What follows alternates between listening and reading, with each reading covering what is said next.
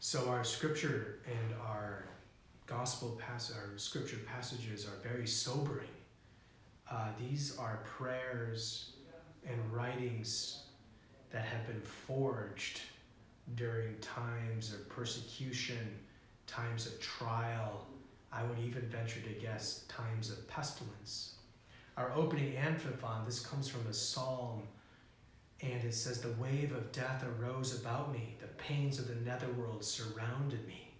Right? This ancient phrase from the writer of the Psalms from thousands of years ago is somebody who is processing in prayer in a climate of faith, a difficulty, a travail, a moment of great trial before God. And here we have in the prophet Jeremiah himself, who was undergoing persecution, who was going through a challenging time, talking about being like a lamb that was led to the slaughter, having people around him who were hatching plots against him. Then we go to our responsorial psalm. "Lord, in you I take refuge, because otherwise I'll become like the lion's prey, to be torn to pieces," right? Like the malice of the wicked around me. So we have all of this leading up to Jesus, right? Who himself is going to be crucified. And you can just feel these passages of scripture and these prayers dripping with tension, dripping with the reality and the grittiness of life. This, my dear friends, is what faith is all about. Faith is not just during the good times, the joyful times, the times when the lion lays down with the lamb and the child plays next to the adder's lair, times when it's all sunny and it's beautiful.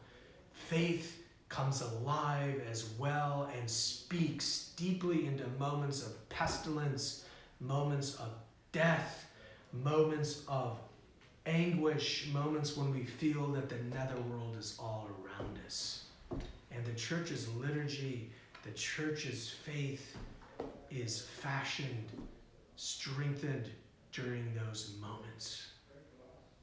All of these prayers could be typified in the image of Pope Francis yesterday, walking up alone in St. Peter's Plaza, in the dark, in the rain, to give a blessing to the world.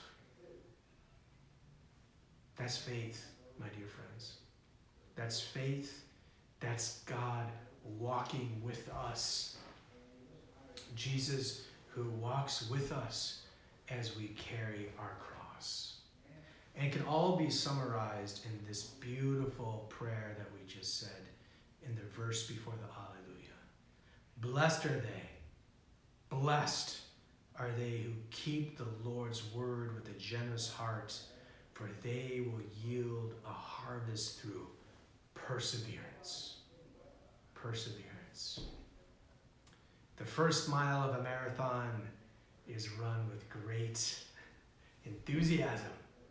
Then as the miles go on, it becomes more and more challenging. And we find that we have to dig deeper and deeper and deeper within ourselves. And it is perseverance that brings us to the end. It's perseverance. This is what we're called to right now, each one of us in our own way, in our own place, in our own circumstance. Perseverance. Going forward despite the challenges, going forward in the rain, going forward in the difficulties, the anxieties that we have. And it is perseverance in faith that brings meaning, consolation, blessedness in these moments of difficulty.